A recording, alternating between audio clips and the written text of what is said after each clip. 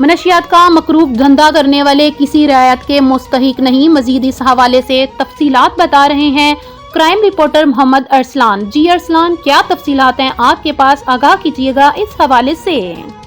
जी बिल्कुल रबी, dolphin scout का मंशियात फरोश के खिलाफ घेरा तंग। शेराकोट डॉल्फिन ने पेशावर मंशियात फरोश गिरफ्तार कर लिया। डॉल्फिन ने दौरान पेट्रोलिंग 60 फुट रोड पर मशकूक मोटरसाइकिल सवार को चेक किया। चेकिंग पर कब्जे से 240 ग्राम आइस बरामद। मुलजिम का मुख्तलिफ इलाकों में मंशियात सप्लाई करने का इंकशाफ कार्रवाई के लिए थाना शेराकोट के हवाले।